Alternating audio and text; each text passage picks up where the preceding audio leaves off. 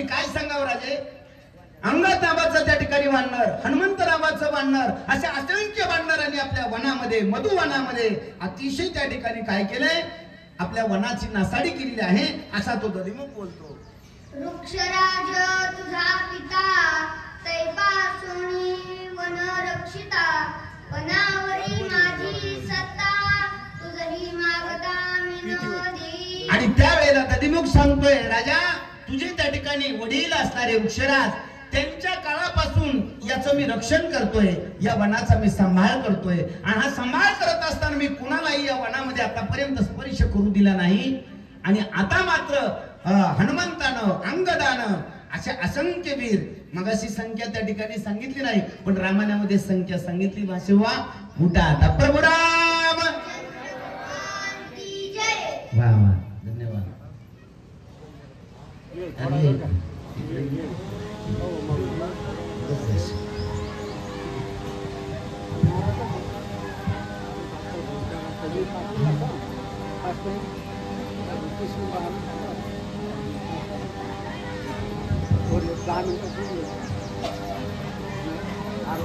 पुंडलिक वरद विठ्ठल श्री ज्ञानदेव तुकाराम प्रभु रामचंद्र भगवान की जय. हनुमान महाराज की जय. अंगदे मजा उपमर्दोन वनी सांडिले मूळच्या पन्ना वन कराघात जानू बापाने गोदे सुजवून सोडिले. दधिमुख बोलतोय, राजा अंगद नावाचं जे वानर आहे, त्या अंगद नावाच्या वानराने मला एवढा त्या ठिकाणी मार दिला, एवढा आघात दिला. माझ्या शरीरावरले जे काही भाग आहेत त्या भागावर त्या ठिकाणी मी राजा तुला दाखवू शकत नाही, एवढा त्या ठिकाणी मला मार दिलाय. असा रडत रडत दधिमुख काय बोलतोय? वन करवीरा संख्याता सगृत तेले गुदशे शेकिता निंदापमाने अतिगांजिता शरणांगता तुझा आलो. दधिमुख म्हणतोय, राजा म्हणून तुला शरण आलोय. माझी जी त्या ठिकाणी दुःखाची जागा आहे, ती जागा मला दाखवता येत नाही, पण त्या जागेवर एवढा मार दिलाय ना, म्हणून मी राजा तुझ्या चरणावर आलोय. माझं त्या ठिकाणी दुःखाचं निवारण करा. तू स्वामी असता श्री आम्ही गांजिलो ऐसिया परी आमचा होनी कैवारी स्वय उद्धारी राजज्ञा. स्वय उद्धारी राजज्ञा. तुम्ही त्या ठिकाणी आमचे ज्येष्ठ आहात, श्रेष्ठ आहात. ज्येष्ठांचा श्रेष्ठाचा मान सन्मान करणं फार महत्वाचं आहे मायबापानो. कथा कीर्तन ऐकायचे कशासाठी? रात्री कीर्तनाला आपण सर्वजण होतो, मी होतो. थोडक्यात मी जास्त सांगणार नाही, पण ज्येष्ठ घरात असणंही महत्वाचं आहे आणि ज्येष्ठाची आज्ञा पाळणंही महत्वाचं आहे. का? ज्या वेळेला त्या ठिकाणी बळीराजाला वामनानं 3 पावलं भूमिदान मागितली, 2 पावलं त्या ठिकाणी दिले आणि ते योग्य वाटले, पण 3रा पाय ज्या वेळेला बळीराजांच्याकडे भगवान वामनानं विचारला आता कुठं ठेवू, त्यावेळेला आपल्या जीवनातलं सत्व जातंय. मी गुरुचा डोळा फोडलाय पण सत्व जाऊ दिलं नाही, पण आता 3रा पाय कुठं ठेवू, असं ज्या वेळेला धर्म संकट पडलं त्यावेळेला बळीराजाच्या आई असणाऱ्या वयोवृद्ध होत्या. घरात म्हातारी माणसं असावेत आणि त्यांचे विचारही असावेत, पण आता घरात माणसं आहेत का? मोबाईल आजा आणि टीव्ही आजी, अशी दशा झाली माझ्या मायबापानं. पण ज्या वेळेला बळीराजाच्या आईने सांगितलं, रे बाळा मी तुझी आई जिवंत आहे अजून. ज्यांची आई जिवंत आहे त्यांचं त्या ठिकाणी प्रेम कायम आहे, ज्यांची आई अजून जिवंत आहे त्यांचा आधार काम आहे. तसं बळीराजाच्या आईने सांगितलं, चिंता करू नको, 3रा पाय विश्वाचा मालक जरी असला आणि तो दारात भिकारी म्हणू नये, त्याला म्हणावं ठेव माझ्या मस्तकावर. आपण कथेत ऐकतो की बळीराजानं मस्तकावर पाय ठेवला, पण सांगितलं कोणी? माय. तर त्याच्या आईनं सांगितला. जर आई घरात वयोवृद्ध नसत्या तर परिणाम बळीराजाचं सत्व गेलं असतं मायबापानं. तसं या ठिकाणी दधिमुख बोलतोय, तुम्ही श्रेष्ठ आहेत आणि श्रेष्ठाकडे दुःख मांडतोय. दुःखाचं निरसन तुमच्यासारख्या श्रेष्ठाकडून व्हायलाच पाहिजे. राजाज्ञेचे राय बिका आमचे निरसा निज दुःख ऐशी उधता लावी शिका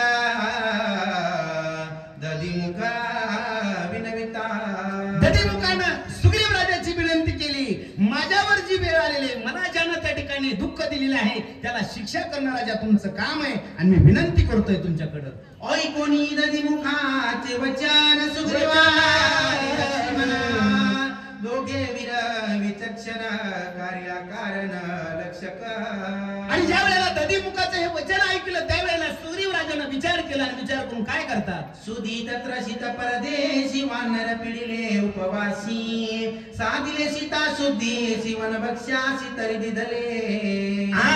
ज्या वेळेला अंगदानं त्या ठिकाणी बोलायला सुरुवात केली वानर हे काय करून आले होते रामायण ऐकून आले होते. आता इथं हरिपाठ रामायण ऐकल्याच्या नंतर काय प्रसाद आहे. जो देव कार्य करतो जो देवाच्या कार्यासाठी आपला देह असतो त्याला सदुपयोगी शरीर म्हणतात. तसं या वानराने रामाचं कार्य केलंय म्हणून त्यांना वन दान दिलं होतं. अंगद वीर विचार वीरश्रेष्ठ राजपुत्र ती वरिष्ठ जाणून सीता शुद्धीचे कष्ट मधु यथेष्ट पाजिले. वा वा वा बघा विश्वव्यापक जगन्नियंता भगवान रामप्रभूच्या रामनामामुळे आपलं दुःख नाहीसे होतं. त्या प्रभूचं दुःख नष्ट करण्यासाठी या वानराने आपल्या प्राणाची बाजी लावली म्हणून त्यांना हे मधुवन खायला दिलं होतं. येतच ते त्यांनी त्या ठिकाणी त्या मधुवनाचा स्वाद घेतलेला आहे. असं संवाद ते दोन वीर करू लागले. साधिली सीता शुद्धी त्यार्थातेनी वानराती सामर्थ्या मधुवनासी विध्वसिता ऐसा निश्चितार्थ मानिला.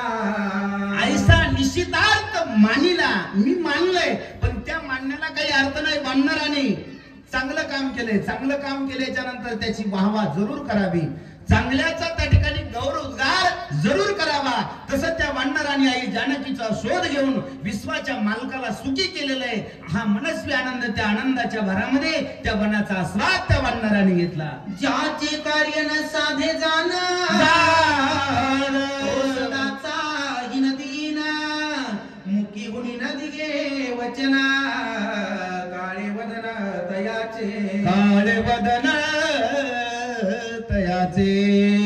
तुम्हाला सांगितलं गजरकाराने केलाच नाही तर मी बोलायला नाही बरं का. नाथ बाबा सांगतात ज्याला जे कार्य सांगितलं आणि ते जर कार्य न करता माणूस घरी आलं किंवा गावात आलं तर त्याचं तोंड कसं सांगितलं नाथ बाबाने न डोके काळे तोंडच काळाच आहे का. म्हणून गजर करा म्हणलं की करत जा बर का. मी जरी नाही म्हणलो दुसरा महाराज जरी म्हणला पण करत जा का. आपल्या आजूबाजूचे जे दोष असतात ना दोष कळतात ना क्लेश कंटाळा येणं पाय दुखणं कंबर दुखणं विनाकारण आपण इथं बसलोय पण वाईट विचार मनात येणारा याला काय म्हणतात क्लेश म्हणतात. हे क्लेश कशाने नष्ट होतात. दक्षिणा देऊ नका असंच सांगतो मंत्र पण म्हणा बर का. प्रभू गावातले दोष निघून जातील. आपण तर जवळ बसलेले मी सांगत नाही.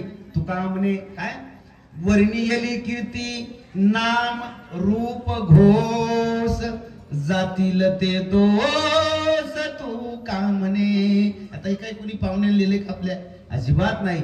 तसं या ठिकाणी कार्य सांगितलं होतं ते कार्य करून आलेत. काळा तोंड नाही त्यांचं. चांगल्या विचारानं आलेत गौर उद्गारानं आलेले आहेत. अशी स्तुती त्या वानराची दधीमुख सुग्रीव आणि अंगदाच्या बद्दल.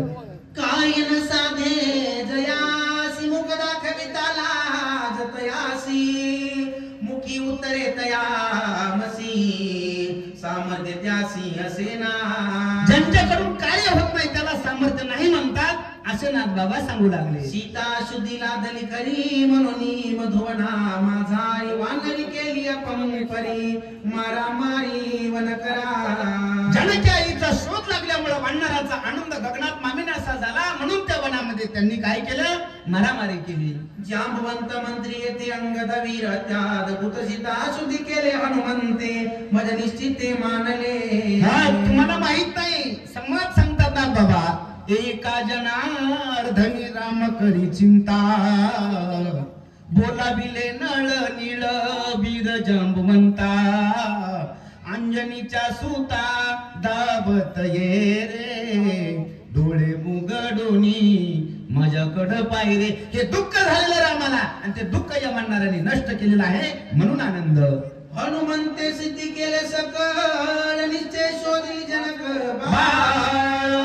देवी विजयी वानर सकळ बळे प्रबळ हनुमंता. आणि वानराच्या या सीतासुद्धीमुळे झालं, माझ्या त्या ठिकाणी वानराला तर विजय प्राप्त झालाच, पण माझ्या प्रभूला आनंद झालेला आहे.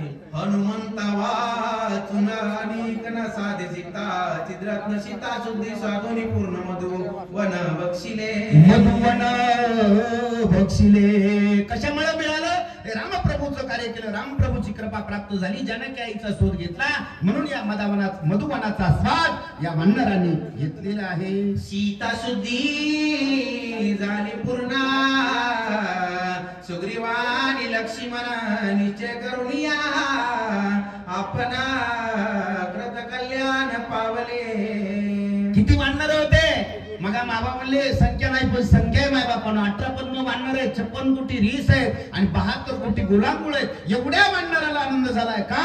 आई जानकीचा शोध लागलाय आणि विश्वाचा मालक सुखी झालेला आहे. सुग्रीव म्हणे तरी मुखाशी तू तव परम मूर्ख वशिन पुसता हनुमंतासी तू का त्या सिद्ध केले. त्यावेळेला सुग्रीवानं दधिमुखाला सांगितलं, रे तू मूर्ख आहेस, बुद्धीमध्ये श्रेष्ठ असणाऱ्या हनुमंताला तू परवानगी घेतली नाहीस. न परवानगी घेता तू काय ताडण केलंस? सुग्रीव राजा बोलतात, पण त्या पाणी नव्हे हनुमंतानी तो तुझा परमार्थ त्यासी न पुसता वृत्तांत युद्ध करणार्थ का परम आप्त असणारा तुझा सखा आहे आणि सख्यत्व असणाऱ्याला तू विचारला नाहीस, तू मूर्खवाना केलास, म्हणून त्याची शिक्षा तुला प्राप्त झालेली आहे. दधिमुखा राजा सुग्रीव बोलतोय. सीता शुद्धी सोय साधून बनाले वानर गणती केले मधुपान सुख संपन्न. आणि आई जानकीचा शोध घेतल्यामुळं त्यांना रामाच्या कार्याचा त्या ठिकाणी आनंद गगनात मावेनासा झाला आणि अनेक दिवस त्यांनी त्या ठिकाणी रामप्रभूचं कार्य करताना आपल्या शरीराची झीज केली.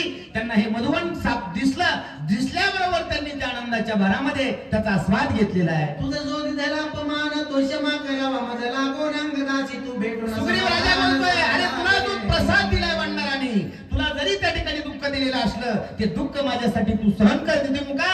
का? ते रामाचे भक्त आहे. सीता शुद्धी सोय साधून बनाले वानर गणते दधिमुख हरे के खोजून केले नमन सुग्रीवा. प्रभू राम असं मार दिलाय, आता मरणासन्न अवस्था आहे, पण हे सत्य वचन ज्या वेळेला दधिमुखानं ऐकलं, सुग्रीव राजाला सांगितलंय, अरे रामाला सुखी केलंय, मग माझ्यासाठी हे दुःख सहन कर. असा आनंद त्या ठिकाणी दधिमुखाला झाल्याबरोबर दधिमुखानं सुग्रीव राजाला नमस्कार केला आणि रामनामाचा त्या ठिकाणी गजर केलेला आहे. दधिमुख वानर रंगदासी घाली लोटांगण माझा अपराध संपूर्ण क्षमापण करावा. आणि मग तो दधिमुख वानर असणारा सुग्रीवाच्या जवळून उठला, अंगदाच्या चरणावर त्या ठिकाणी मस्तक ठेवलं आणि अंगदाला म्हणतोय, मला क्षमा करा, माझ्याकडून चूक झालेली आहे. अंगद मने येऊन मादता तेव्हा केले मानता ते मज नाटवे गाता क्षमा तत्वता करा. म्हणून लक्षात ठेवा, पंढरीच्या लोकांना नाही अभिमान आणि पाया पडे जण एकमेका. लक्षात ठेवा, नम्र झाला भूता त्याने कोंडिले अनंता. आमचे शिकलेले आता आमच्या सारखे, आता मी नोकरीलाच आहे, इतका त्रास आहे महाराज. अरे बघा महाराज गंधवून आम्हाला सुद्धा विचारतात. पण लक्षात ठेवा मायबापानो, परमार्थाशिवाय काही खरं नाही. ते शास्त्र त्या ठिकाणी आपल्यासाठी अमूल्य ठेवाय. ते शास्त्र म्हणजे त्या ठिकाणी आपल्याला जिवंत संत आहेत आणि जिवंत संताला जर आपण आपल्या हृदयात ठेवलं तर हृदयात अगोदरच देव आहे.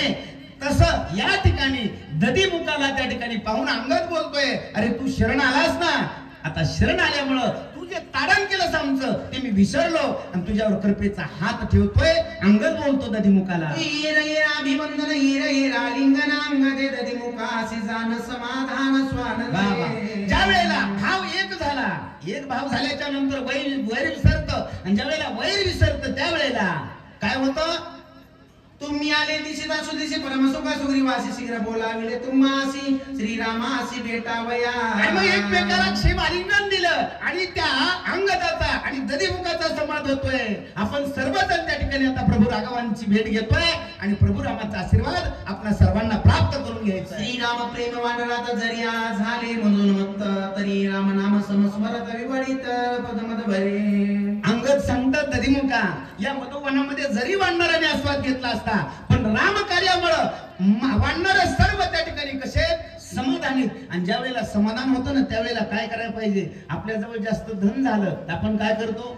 भौतिक सुखाच्या वस्तू घेतो. पण शास्त्र सांगतंय मायबापानो, भौतिक सुखाच्या वस्तू जरी आपल्याला प्राप्त झाल्या त्याचा उपभोग घेऊ द्यायचाय का नाही हे भगवंताच्या हातात आहे. म्हणून ते वानर सारखं म्हणत होते. झाल्या 2 उभ्या राहिल्यात, राघव राघव राघव राघव राजा राम, राघव राजा राम रघुपती राघव राजा राम. श्रीराम जय राम जय जय राम, श्रीराम जय राम जय जय राम. अशी वानर आनंदानं अंगात म्हणतोय, भजन करतात, रामनाम गातात. एका मध्याचे उन्मत्ती राम नामे आका देती एकते राम नामे डुलती एक म्हणती राम नाम.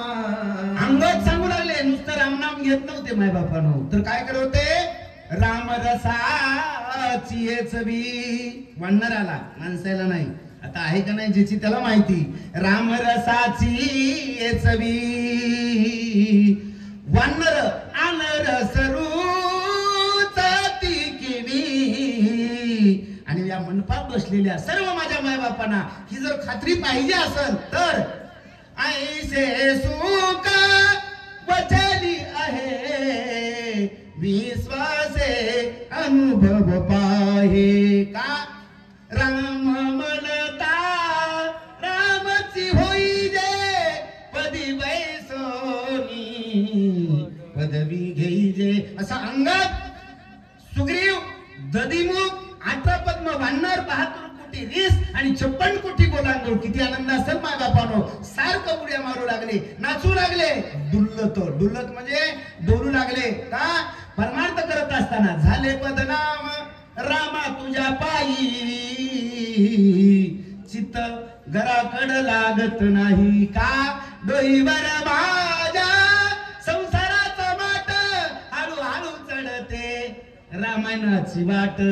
पण संसाराची लगबगीनं तशी अवस्था सर्व वानराची झाली. एक मदमोहे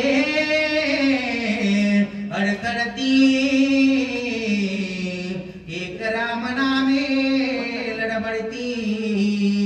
एक अडकळोनी राम नाम स्मरती एक वरपती हरी नाम. भगवान की जय. दोनच वगैरे राहिलेत माय बापानो. झालं माझी सेवा, आमच्या महाराजाची सेवा तर संपणार आहे आणि आपल्या वेळेच्या आत होऊ लागलेले. म्हणून संयोजकातून अशी सूचना आली माय बापानो. कारण माझ्या भोले बाबाला सती आई साहेबांना प्रश्न विचारला होता, भैया तुम्हाला मी फेसबुकला बघितलं, त्याच्यावर रात्री बघितलं, रात्रपासून ध्यान होते. मला तर वाटलं सूर लावतात काय की बसल्या बसल्या.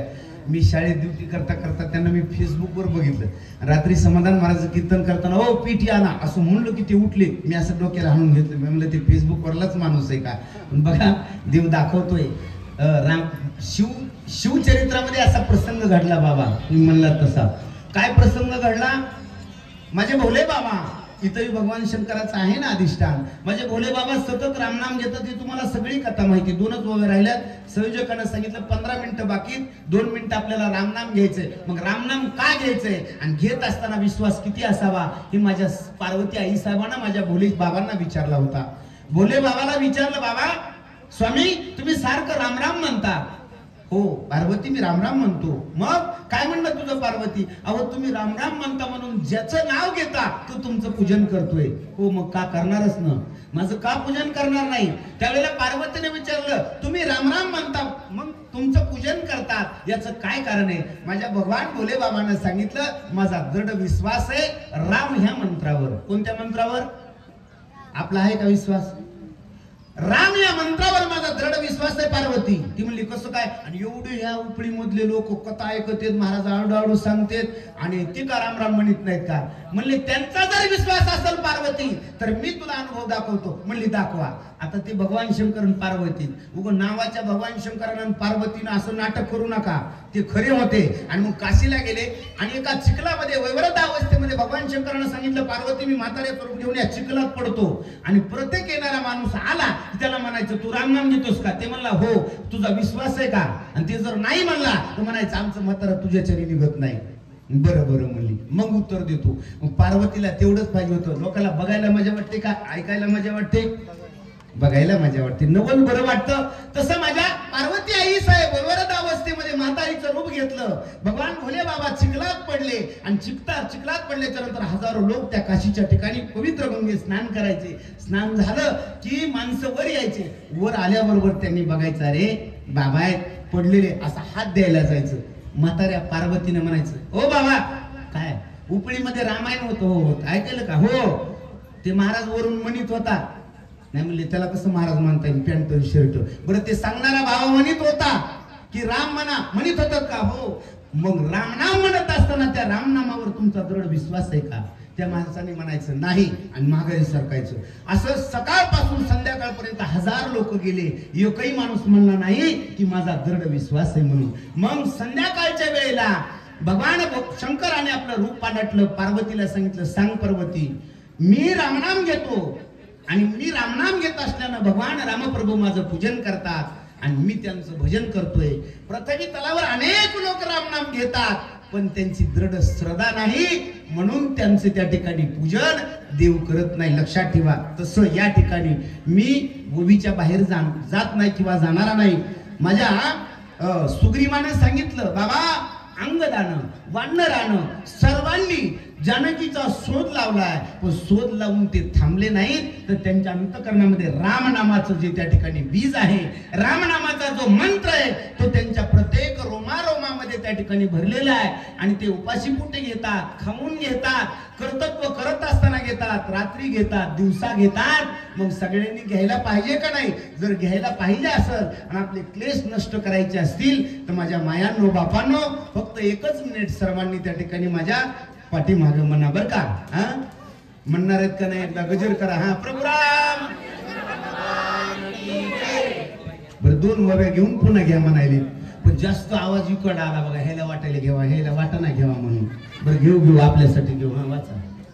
एक मद मोहे नाचती, एक उन्मादे गाती, गाता नाचता राम स्मरती, विटाविती रामनामे. बघा, एक गीत गाती, एक रामनाम स्मृती, एक विटारिती आणि एक आनंदे राम नाम स्मृती.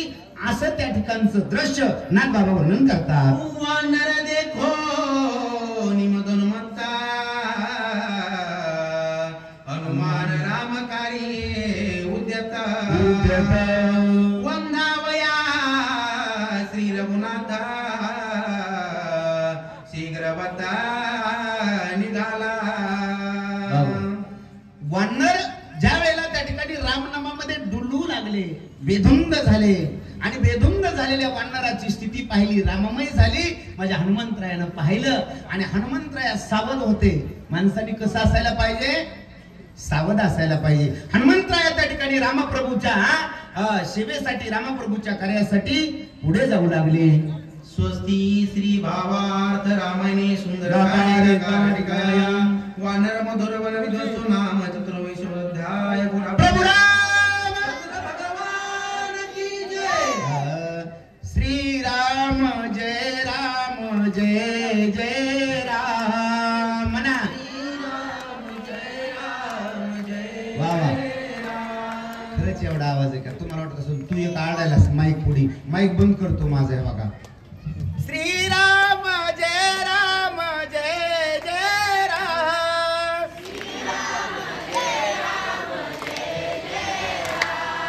श्री राम जय राम जय जय राम,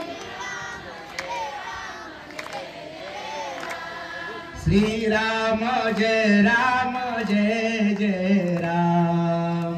बरा बरा, श्री राम जय राम जय जय राम. बरा, टाळी वाजून भजन म्हणा, तुला गावा येतो मधीला ते. श्री राम जय राम जय जय राम. टाळी वाजवा, माझा आनंद घ्या. हा आनंद पुन्हा नसतो महाराज. श्री राम जय राम जय जय राम. हा, बोला बोला. श्री राम जय राम जय जय राम.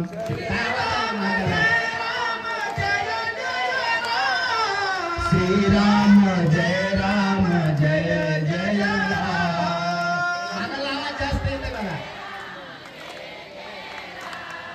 रघुपती राघव राजा राम, रघुपती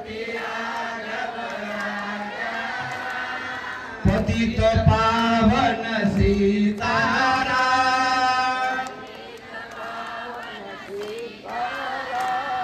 श्रीराम जय राम जय जय राम श्रीराम जय राम जय जय राम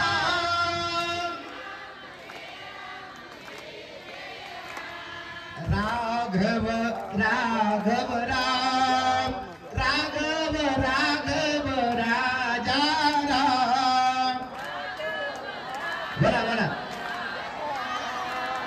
राघव राघव राजा राम राघव राघव राजा राम श्रीराम जय जय राम